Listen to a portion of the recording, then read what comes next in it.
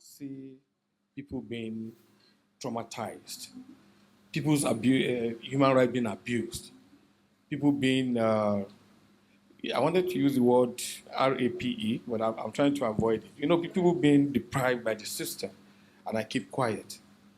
So on that note, I want to pay tribute to someone, if you don't mind. There was an actor there who says, Mr. Wale Soyinka, just something like take your eyes away from this, just go home, and that's the attitude we have in Africa. We don't speak to our leaders. They don't want us to speak, and because they know that, they try to cage us. So Soyinka is somebody who he doesn't care. I'm monitoring my phone because he's giving a lecture at Harvard today. Harvard alumni. And the guy who is going to host is saying, I hope you won't say anything political. I say, of course. He will say political. So I'll be monitoring my phone to say, because you can't tell him. So it's just someone who just cannot take. Let me use the local parlance. It doesn't take nonsense. Even for you, Makin will tell you, if you offend him just now, he will tell you to go off. He has friends, but he will not suffer for gladly. That is showing Canada, I know. What's the legacy of Wale? The legacy of Wale is that, at 90, he's producing a play now, he's writing, and, he's documented himself. I think he's the only writer I know who has documented his age from age 3. If you read Ake, 3 to 9, then he did Ishara. Yeah, Ishara, Ibadan, the man died, then he was for that done. He's writing the age that was missing between Ake and Ishara. He's still writing, he's producing, he's doing lectures, and the legacy is that it keeps being the interface between that generation that we thought we lost and our generation. But the unfortunate thing for us is that the young people are not patient enough to even try to understand this character. Because, you can sit behind your keyboard and abuse people and talk down on people. But this guy keeps on saying, I'm here. And for as long as I'm here, you have to respect some decorum. And he's engaging them. What Femi just referred to, the election. He was the only one who came out and said, look, you guys can have your young presidential candidate, but have sense. Have sense. So I think that's the legacy for sure. That keeps on being there. Most of the people, the Nobel, sorry, I'm taking time. There was a statement by the Nobel laureate committee about 2 years ago or so. It said of all the people who have won the Nobel, there's only one guy who's still speaking. I'm sure you get it to that. He's the only voice from that Nobel class, because it's supposed to be an exclusive class. He's the only one who is still writing and speaking, and anything that happened around the world is just there, just putting himself. I think that's the legacy, that we need such a voice to be around. And so that's what this film has done for me. A very misunderstood man, you say. So I would ask Makin then. Makin, do you understand him? If anybody would on this panel, that should be you or Jahman, one of you. I thought we were meant to be talking about the film. He's the film. Yeah. Difficult, misunderstood, easy, complex, simple. A man of many characters. A man of many parts. Many parts. Many parts. Many parts, yeah. Femi, being on set for this film, gathering a crew, doing all you have to do to make sure this project happens. In the moments when you're the lead up to making this film, what were your thoughts going in to create this film? Were you thinking about the critics? Were you thinking about how the story comes out? Did you get any form of unrest, anxiety, hoping that the story comes out as best as possible? Well, I was thinking of relocating afterwards. No, I do think that you have to give credit to the intentionality with which I think we approached this.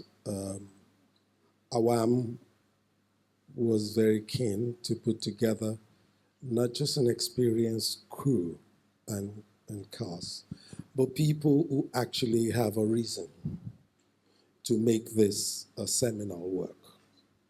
I give credit, a lot of credit, to Wale because I was the head of the jury for AMVCA, and I was aware that Wale was about to be named the best actor in Africa, and he wasn't.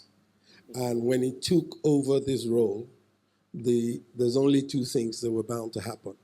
He would actually do a work of a lifetime, or he would entirely destroy his reputation. And I think it deserves applause for the courage. A round of applause for Wale Ojo, ladies and gentlemen. Thank you. Thank you. It took courage, but he did not walk into this. He studied, he read all the poems. When you call him on the phone, he starts reciting stuff, and you have to say, shut up, because you have information for him. But it's also important to say this about Prof, because after we told Wale that Prof really thought it was a good idea to use him, he then contacted Prof to say, so tell me, how would you like me to play this? And Prof said to him, it's your job, not mine. As in, get off my phone. For me, that was also important because he allowed us creative freedom. He did not intervene. He helped when we needed to clarify facts. He responded. And I think that's all we could ask. But I think for anyone in our industry, and I've been around a few years, there was no margin for failure because, one, there were enough incredible people of experience, and then there was that determination and courage, not only to do the work as a tribute to him, but to do the work as a tribute to his journey. Because I think what's more important about this film is not what he did in 1966, is what it means. He's not going to be around another 90 years. The question is, what does his life mean for the rest of us? What does his courage mean? What does accountability mean? What does an artist's place? Because he was not a Nobel Prize winner in 1966. He was just a lecturer. He was just a playwright. And not only did he have the courage, he actually went to a radio station and held it up so that they would not announce a false election result. Of course, as any artist, he did have a Volkswagen that wasn't working. So he didn't have an exit plan, but he had enough of a sense of self that he felt his art was important enough, not just to entertain, but to demand accountability, to intervene, to ensure that society constantly had a humanistic strain to it. That, for me, is what made this such an important opportunity. Incredible. Wale, you carried this film on your shoulder with your acting as the lead character. We all just saw that, delivering an amazing, amazing film. Tell us about, just continuing from where Femi ended, tell us about you personally preparing for this particular role. Well, there was something that Femi organized and Awam when the pre-production work started. They invited Prof to read his poetry, live. And that was, I said to Awam, I said to Femi, I have to be there. I just have to be there. Of course, I turned up with this gray beard. And Prof looked at me and said, you look nothing like me. And I was like, okay. So I just slightly retreated. and then as we went on and Prof saw the transformation, And then, of course, I remember, just to back up what Femi was saying, I shot him an email, after the first rebuttal. I said, I really need to talk to you to research this role. And he replied back saying, Wale, the name of the film is The Man Died, not The Role Died. He says, you're in danger of choking the role to death. And that was just, and that really fired me. And I just had an understanding of who Wale Soyinka is. You know, he's an enigma. And he carries this aura of mysticism around him. And, you know, at the end of the film, the car goes off into the depths of the forest. If you have an understanding of Soyinka, his work centers around isolation. He must be alone, you know, and then, you know, the spirit or the muse of writing and poetry, you know, come to him. And I try to grab that in as many ways as I can, you know, in the portrayal of him. And it was a hugely emotional journey and a huge learning experience, you know. And it's difficult to really put it into words. But all I can say is it was not only a physical experience, it was both a psychological and a psychic experience to play him. Absolutely. Jahman, about 10 years ago, I was in Lagos, Nigeria. And then I was living life as a normal Lagosian. And then all of a sudden, Fela's song started ringing in my mind. I feel like I can see what he was singing about 20, 30 years ago. And today, in terms of Wale Soyinka and his legacy and his work, what can the young Nigerians and Africans today learn about his story? What are the lessons to really take from there? In fact, thank you for mentioning Fela, because from Monday, actually, that's where we're running back on Sunday. We have Felabration. Felabration is to celebrate Fela, 1 week of celebration. Of just Google Felabration, because mostly it will be online. And we're also part of that whole experience. And 20 years of celebration too, just like NYU. Yeah. NYU and Fela one. Make some noise for NYU. And then, you know, Fela and Soyinka, they come from the same stock. If you've read his book, he was the little boy that was passing during the women riot in Abeokuta at some time. He was the little boy that was taking note from the women who were protesting against the king. And he said he could just pass under the leg of the policemen. They didn't, you know, they blocked the road. And the women were passing. His mom was the secretary to the organization that Fela's mom founded. And he was running around like that. And then they met in London. And they, you know, what it says to me as artists, because we're all artists, is that you have to be truthful to your art. You have to be honest. If you don't approach your art or your activism through honesty, it's not likely to last. I mean, look at what the session we had in the afternoon, where Professor Collins was talking about how Afrobeat, Fela's Afrobeat, Fela's been dead for how many years now? Afrobeat ought to have gone. But the young people who are more radical than us, they came back and they cannot do anything without referencing Fela. Because everything that he said in those days, just like if you know what's happening in Nigeria now, and I think partly in Ghana too, it's like Fela is still living. So the music is on everybody's turntable all the time. And so I think what Soyinka has done throughout all his works, over 90 books, over 90 books, is to be very, very consistent. In fact, as Wale said, the poetry is your key to understanding Soyinka.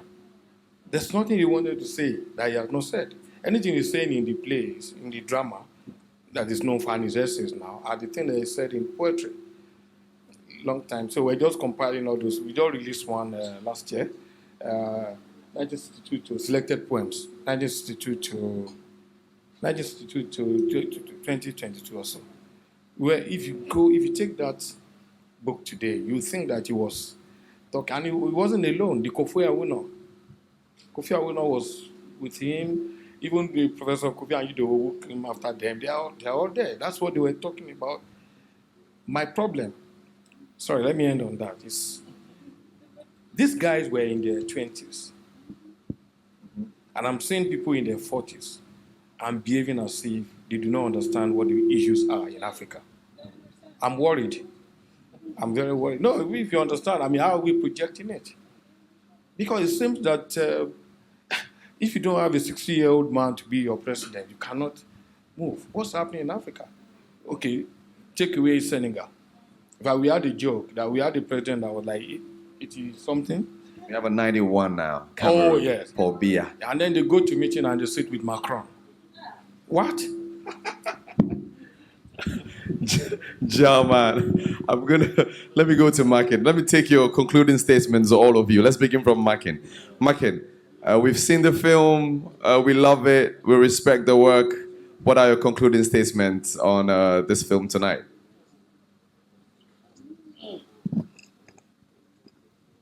Concluding statements. I will go the commercial path. Okay. We've said the politics, we've said the literature, so I'll focus on the commercial path. But I'll start with what Femi said. Yes, we want the film to do really well commercially. Because we need the money. We want to retire as wealthy producers for once, not just people doing arts for art's sake. We're tired of that. We also need the money to make more movies like this. Okay. And the reason we need to make more movies like this is part of what Femi has said, Wale has said, and particularly Jahman has said. We need to do history. We need to do sociology. We need to do anthropology. We need to entertain people to pass those stories on. There's a big gap between what has gone before and what's happening now.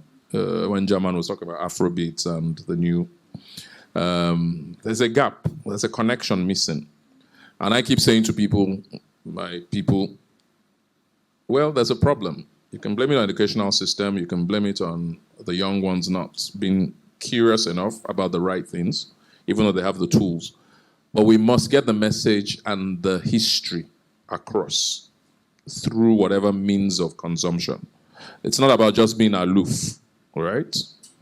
And that's why this film has had to take some. So you could do a documentary, which is not that entertaining. You could do the film in the same way without it being entertaining. But we must pass this. People must know their history, especially on this continent. And we're missing a lot of history.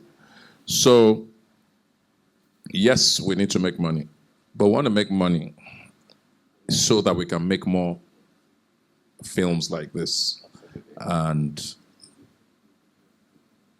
just underscore the importance of our history, our missing history. Thank you. Thank you for that. Femi. Well, there's not a lot to add to what I've said, but I want to take the moment to say a big thank you to NYU for putting up the funding for the film. I think that needs to be... A round of applause for NYU. That truly needs to be applauded. But more than anything else, I want to pay tribute to the director, Dr. Awam Ampah. He's been a partner with the subject matter for 40 years. He was a student of Soyinka, then he became a personal assistant unpaid in the school. Then he goes from being a student to being a professor to actually being a colleague and then to actually recommending him for hire. And they work together today. I say that because there is a dynamic to that relationship that comes out in the film. This is not a film that anyone could have directed. This is a labor of love. This is a letter to someone who has been instrumental in a journey. And I want to thank Awam for not only choosing to do that, for being exemplary in his creative discipline, in his capacity, and in designing a roadmap that's resulted in this work. To both of NYU and Awam, on behalf of the cast and crew, thank you. Femi, not Femi, Wale. Do you want to use 2 microphones? No. As a star. Here's the biggest star of them all. Not unless I want to sing, but that's... Oh, yeah. You can sing too, can't you? I just want to add to what Femi said to say thank you to NYU, Accra, to Frankie, and for having us here, and of course to you, the audience, who sat through the film and watched it, enjoyed it, and digested it. Thank you very much. I just hope that what we call the Gen Z are aware. Gen Z. Gen Z. Any Gen with Z in the emphasis house? on the Z. We got a Gen Z here. It's a very symbolic Gen Z. That's the Gen Z there, but man looking at his phone. So, the most important thing is, I mean, before we were about to go fully into filming, I actually sat down, I had some wine with Prof. And as he was talking, I realized that a whole compendium of wisdom and history is just going like that. It's waving in the wind, and nobody is really grasping it. We live in a highly amnesiac society.